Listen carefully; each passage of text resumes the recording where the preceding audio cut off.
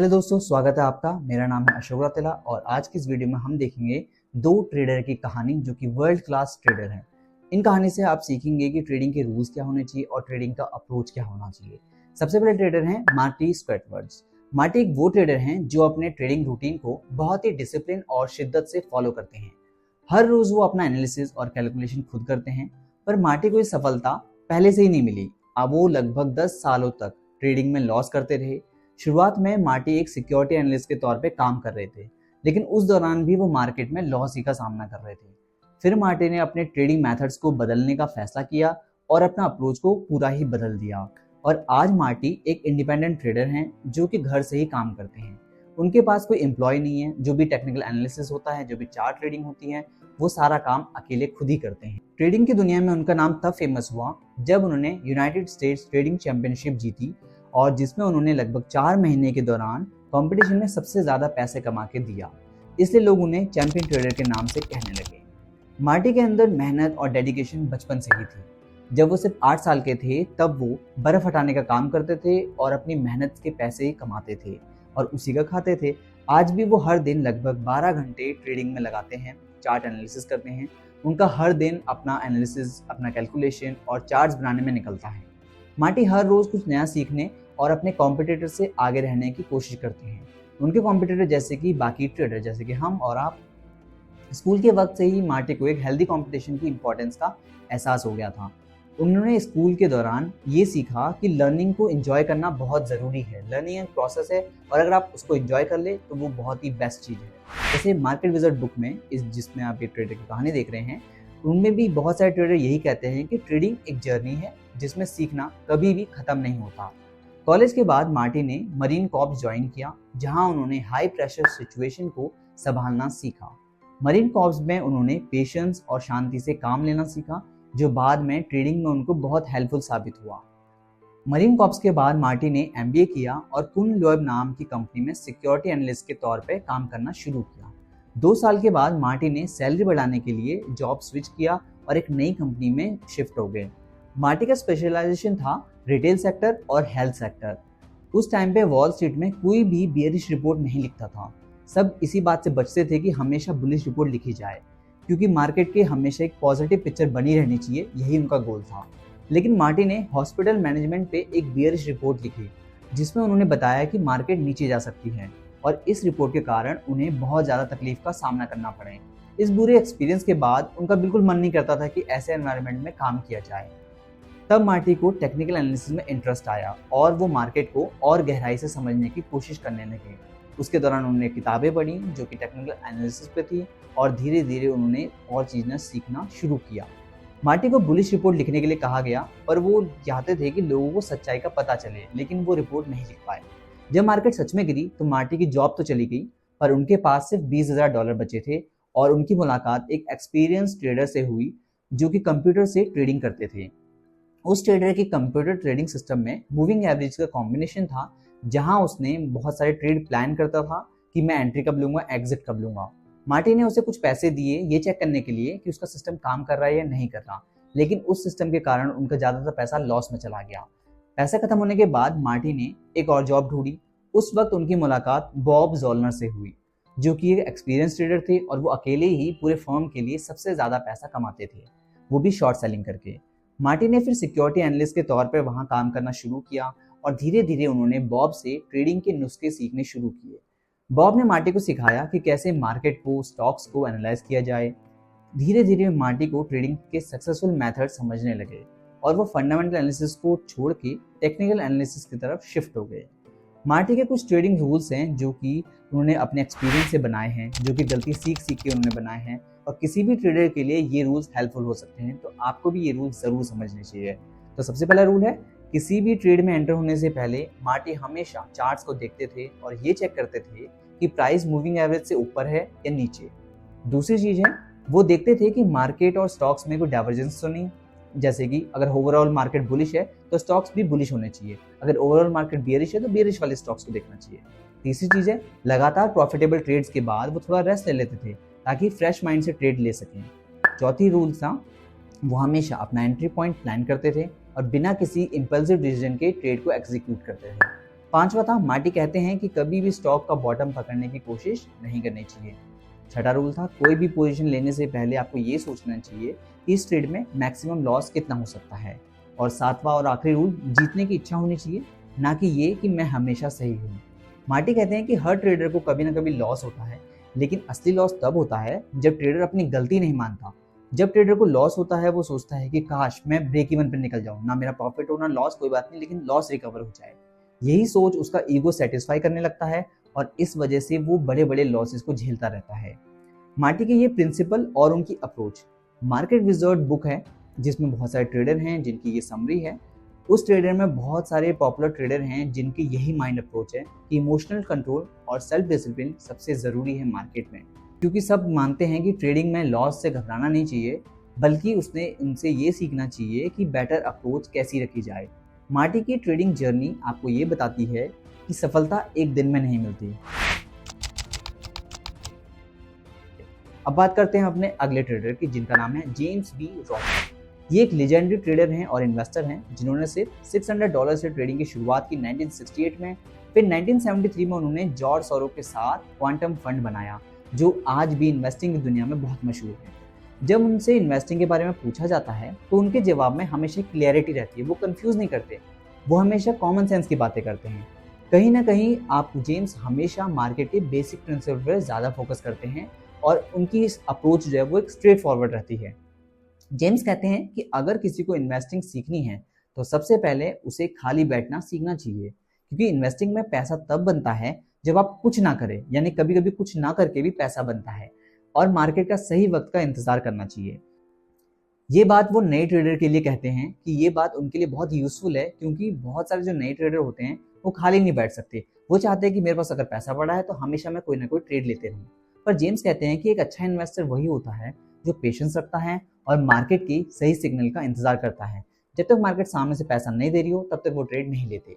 James अपने आप को इन्वेस्टर कहते हैं क्योंकि उन्होंने 1982 में जर्मन स्टॉक्स खरीदे और उन्होंने 3 साल तक उसे होल्ड किया, फिर 1986 में उन्हें बेच दिया। पर मार्केट में लोग फिर भी उन्हें एक ट्रेडर ही कहते हैं, क्योंकि वो मार्केट के मूवमेंट का पूरा फायदा उठाते हैं, चाहे मार्केट ऊपर जाए या नीचे, वो दोनों सिचुएशन में पैसा कमा लेते हैं। उनका कहना है कि मैं वैल्यू को बाय करता हूँ और हिस्टीरिया को सेल करता हूँ। अब आप वीडियो देखें और फिर बताओ कि ये ट्रेडर हैं कि इन्वेस्टर हैं। तो जेम्स का हिस्टीरिया का कॉन्सेप्ट को थोड़ा समझ लेते हैं कि जेम्स के अकॉर्डिंग हिस्टीरिया तब होता है जब मार्केट लोगों के एक्सट्रीम इमोशन पर चली जाती है। अगर मार्केट बहुत लो पर है और कुछ लोग उसे अंडर वैल्यू समझकर बाय करते हैं तो धीरे धीरे वो लोग उसमें इन्वेस्ट करना शुरू करेंगे। फिर चार्ट्स भी अट्रैक्टिव लगेंगे, जैसे कि वो अच्छे अच्छे पैटर्न बनना शुरू हो जाएंगे और सबको लगेगा कि मार्केट अब बढ़ने वाला है। ये वो वक्त होता है जब लोग बिना सोचे समझे बाय कर लेते हैं कि मार्केट तो ऊपर जाने वाली है, बाय कर लो बाय कर लो। ये सब लोगों का एक्सट्रीम ऑप्टिमिज्म होता है और यही हिस्टीरिया है। जैसे कि जेम्स ने कहा कि अगर मार्केट में हिस्टीरिया होता है और तो ट्रेडिंग की अपॉर्चुनिटी अपने आप सामने आ जाती है। एक बार जेम्स ने सोयाबीन को $9.60 में सेल किया जब मार्केट ऊपर जा रहा था। तब उनके जो भी ट्रेडर दोस्त थे वो सोयाबीन को बाय कर रहे थे। जेम्स ने कहा कि मैं हिस्टीरिया को बेचता हूँ। जब मार्केट गैप अप्स में मूव करने लगता है तब वो ट्रेड करते हैं। जेम्स की टाइमिंग हमेशा परफेक्ट नहीं होती, पर उनके ट्रेड्स काफ़ी स्ट्रांग होते हैं क्योंकि वो हमेशा एनालिसिस करते हैं, इसलिए उनके अंदर कन्विक्शन होता है। एक और एग्जांपल है 1980 का, जब उन्होंने गोल्ड को $675 पर शॉर्ट किया। जब गोल्ड बहुत बुलिश लग रहा था तब उन्होंने गोल्ड का टॉप बनने से 4 दिन पहले ही शॉर्ट किया जब गोल्ड $200 के ऊपर गया, और उन्होंने अपनी पोजीशन को तब भी होल्ड किया ताकि उनको पता था कि ये और नीचे गिर सकता है। अगर मैं जेम्स की ट्रेडिंग अप्रोच की बात करूं तो जेम्स ऑप्शन को बाय नहीं करते हैं, क्योंकि स्टडीज़ के मुताबिक 90% ऑप्शंस लॉस में एक्सपायर होते हैं, यानी वो वर्थलेस एक्सपायर होते हैं। और जेम्स मार्केट के बारे में बियरिश होते हैं तो वो कॉल ऑप्शन को शॉर्ट करते हैं, और अगर बुलिश होते हैं तो पुट ऑप्शन को शॉर्ट करते हैं, वो कभी भी बाय नहीं करते। उनका कहना है कि अगर आप भी ट्रेडिंग को एक साइड इनकम के तौर पर देख रहे हैं तो पेशेंस और डिसिप्लिन आपके लिए बहुत ही ज़रूरी है। जेम्स का कहना है कि उनकी पोजीशन कभी भी एक साइड की नहीं होती, वो हमेशा अपनी पोजीशन को हैज करके चलते हैं। इसका मतलब अगर वो लॉन्ग पोजीशन है तो वो थोड़ी सी शॉर्ट पोजीशन भी रखेंगे, अगर शॉर्ट पोजीशन है तो लॉन्ग भी रखेंगे, जिसे हम हैजिंग कहते हैं। जब मार्केट से हिस्टीरिया खत्म होने लगता है तब वो अपनी पोजीशन को क्लोज कर देते हैं, यानी कि उनका व्यू अब चेंज हो चुका है। अब बात करते हैं स्टॉक मार्केट की शुरुआत कैसे हुई और जेम्स का एक्सपीरियंस क्या रहा। जेम्स स्टॉक मार्केट में तब आए जब उन्होंने स्कूल खत्म किया और कॉलेज में एडमिशन लिया। उस वक्त उन्होंने स्टॉक मार्केट के बारे में उन्हें बिल्कुल नहीं पता था, एबीसी कुछ नहीं पता था।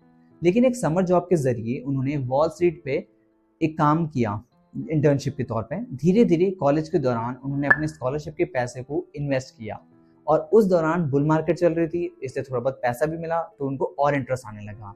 धीरे धीरे इंटरेस्ट आया तो जब कॉलेज खत्म होने के बाद उन्होंने आर्मी ज्वाइन की, क्योंकि उस वक्त उनके पास इन्वेस्टिंग के लिए ज़्यादा पैसे नहीं थे। पर जैसे ही उनकी आर्मी का टेन्योर खत्म हुआ, जिनसे वो डिसिप्लिन बने, वो सीधा वॉल स्ट्रीट चले गए और उन्होंने वहाँ पे जूनियर एनालिस्ट की जॉब करने लगे। उनके पास जितना भी पैसा था उन्होंने सब इन्वेस्ट कर दिया। उनकी वाइफ भी कहती थी कि यार, जब भी वो कहती थी कि घर का सामान लो, टीवी ले लो, तो वो कहते थे कि हम टीवी के स्टॉक पर इन्वेस्ट कर देते हैं और इससे हम और टीवी ले पाएंगे।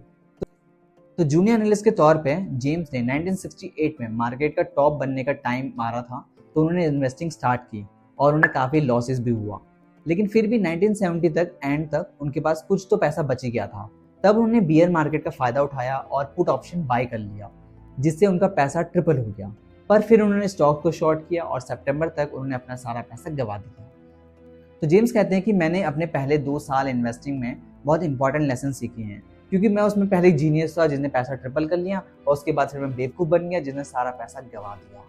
तो इतने लॉसेस के बाद भी अब देखते हैं वो सक्सेसफुल कैसे बने। तो उनकी ट्रेडिंग के बेसिक प्रिंसिपल हैं। सबसे पहला है बाय वैल्यू। अगर आप वैल्यू को बाय करते हैं तो अगर आपकी टाइमिंग गलत भी होती है तो भी आपके पास पैसा कमाने का पूरा चांस होगा। ये सेम कॉन्सेप्ट है हमें जो मार्केट विजर्ड के बहुत सारी स्टोरीज में सीखने को मिलता है कि वैल्यू इन्वेस्टिंग का अप्रोच को फॉलो करना चाहिए प्लस टेक्निकल एनालिसिस को फॉलो करना चाहिए। दूसरी चीज़ है wait for a catalyst. James कहते हैं कि लोग सोचते हैं कि अगर मार्केट का बॉटम बन रहा है तो पैसा लगा लेना चाहिए, लेकिन मार्केट बॉटम में कई सालों तक रहती है। आपने अक्सर देखा होगा मार्केट सालों सालों से साइडवेज घूमती रहती है, आपको तब पैसा नहीं लगाना चाहिए। पैसा डालने का सही समय तब होता है जब कोई कैटलिस्ट मार्केट में आता है, जैसे कोई न्यूज़ आएगी, कोई पॉलिसी आएगी, तब जाके। और तीसरा प्रिंसिपल है सेल हिस्टीरिया। आपको हिस्टीरिया के वक्त ही ट्रेड करना चाहिए और आपको हमेशा ये देखना चाहिए कि जो मार्केट में मूव आ रहा है या कोई फंडामेंटली न्यूज़ है जो इसको सपोर्ट कर रहा है या फिर ये ऐसी हिस्टीरिया के तौर पर हो रहा है। अगर नहीं तो आपको ट्रेड करना चाहिए। चौथा है बी वेरी सेलेक्टिव। आपको हमेशा सही ट्रेड का इंतजार करना चाहिए। जेम्स कहते हैं कि पेशेंस जो है वो सबसे इंपॉर्टेंट है, पेशेंस और डिसिप्लिन। अगर जब तक आप पेशेंस से वेट नहीं करेंगे उस ट्रेड का, तब तक आपको कोई ट्रेड नहीं लेना चाहिए, तब तक आप सक्सेसफुल नहीं हो पाएंगे। पांचवा है नेवर फॉलो कन्वेंशनल विजडम। आमतौर पर लोग वही स्टॉक्स बाय करते हैं जो ऑलरेडी ट्रिपल हो चुका है, क्योंकि उनने वो रैली देखी है। पर जेम्स कहते हैं कि आपको सभी लोगों से अलग सोचने की जरूरत है। जैसे वॉरेन बफे कहते हैं, B greedy when everyone is fearful, B fearful when everyone is greedy. यही प्रिंसिपल जो है वो भी फॉलो करते हैं। अब बात करते हैं जॉर्ज सोरो के साथ उन्होंने क्वांटम फंड की शुरुआत कैसे की। 1970 में जेम्स ने उनकी मुलाकात जॉर्ज सोरो से हुई और 1973 में दोनों ने मिलकर क्वांटम फंड की शुरुआत की। क्वांटम फंड में वो स्टॉक्स, बॉन्ड्स, कमोडिटी और भी बहुत सारे इंस्ट्रूमेंट को ट्रेड करते थे, अलग अलग एसेट में ट्रेड करते थे और इन्वेस्ट करते थे और उससे रिटर्न कमाते थे। सोरोस फर्म के मेन ट्रेडर थे और जेम्स एनालिस्ट थे। पर ये फंड 3 लोगों से शुरू हुआ था और 1979 तक 15 लोग इसमें काम कर रहे थे। लेकिन 1980 में इंक्रीजिंग डिमांड और टीम एक्सपेक्टेशन के कारण जेम्स ने क्वांटम फंड छोड़ दिया और एक इंडिपेंडेंट ट्रेडर बन गए। तब से लेकर आज तक वो अपना इन्वेस्टिंग और पैशन दोनों ही फॉलो करते हैं। अब बात करते हैं इनके कुछ ट्रेडिंग रूल्स के बारे में। तो सबसे पहली चीज़ है कि मार्केट हमेशा सही नहीं होती। लोग सोचते हैं कि मार्केट हमेशा सही होती है, लेकिन जेम्स कहते हैं कि आपको हमेशा करंट ट्रेंड और फंडामेंटल्स को समझ होनी चाहिए। जब दोनों सिनर्जी में काम करे तब जाके मार्केट सही होगी। दूसरी चीज़ है कन्वेंशनल एजुकेशन से अलग सोचना। जेम्स कहते हैं कि सक्सेसफुल बनने के लिए आपको अपनी एजुकेशन से अलग सोचना पड़ेगा। इस बुक में आप यही सीखेंगे कि बहुत सारे जो ट्रेडर हैं वो इसी कॉन्सेप्ट को सपोर्ट करते हैं। तीसरी चीज़ है राइट ट्रेंड को चूज करें। मार्केट का ट्रेंड तभी बाय करें जब वो फंडामेंटली सपोर्टेड हो। सप्लाई और डिमांड के गैप को समझना बहुत ही इंपॉर्टेंट है। कमेंट सेक्शन में जरूर बताइए अगर आपको सप्लाई और डिमांड के कॉन्सेप्ट को और समझना है, तो मैं उस पर वीडियो जरूर बताऊंगा। चौथा है न्यू ट्रेडर को केयरफुल डिसीजन लेना चाहिए कि एक नए ट्रेडर के लिए ये जरूरी होता है कि वो हर सिचुएशन का एनालिसिस करे, क्योंकि स्टार्टिंग में आप सीख रहे होते हैं तो बहुत ज़्यादा गलतियाँ करते हैं। पांचवा है फ्लेक्सिबल बने। जेम्स कहते हैं कि हमेशा आप स्टॉक्स, बॉन्ड्स में, कमोडिटी और अलग अलग एसेट में ट्राई करते रहें। जिसमें अपॉर्चुनिटी दिखे उसमें ट्रेड करें। ज़रूरी नहीं है कि आप स्टॉक्स में करें तो स्टॉक्स में ही करते रहें, क्योंकि हो सकता है आप स्टॉक्स में अच्छे ना हो, कमोडिटीज़ में अच्छे हो, कमोडिटी ना हो में बॉन्ड्स में अच्छे हो। इस तरह आपको डाइवर्सिफाई करना चाहिए। इसका मतलब ये है कि अगर आप भी फाइनेंशियल मार्केट में सक्सेसफुल होना चाहते हैं तो आपको पेशेंस, मार्केट की समझ और अपनी स्ट्रेटेजी पर बिलीव होना बहुत ही ज़्यादा ज़रूरी है। तो दोस्तों, आज इस वीडियो में हमने 2 ट्रेडर की कहानी देखी और ये कहानी हमने मार्केट विज़र्ड बुक जिसे लिखा था जैक शेगर ने, उस बुक में से उठाई है। तो ये एक तरह से मार्केट विज़र्ड बुक्स की समरी है। इसमें हमने 2 ट्रेडर के रूल्स सीखे, ट्रेडिंग रूल्स, और ये सीखा कि वो उनका ट्रेडिंग अप्रोच क्या रहता है। उनकी कहानी सीखी कि उनकी शुरुआत कैसे हुई, और कुछ कॉन्सेप्ट इसमें आपको समझ में आ गए होंगे, कुछ नहीं आए होंगे। अगर जो समझ में नहीं आए तो आप कमेंट सेक्शन में ज़रूर बताइए, मैं उस पर वीडियो बना लूँगा। और वीडियो को लाइक कीजिए और चैनल को सब्सक्राइब कीजिए और शेयर कीजिए।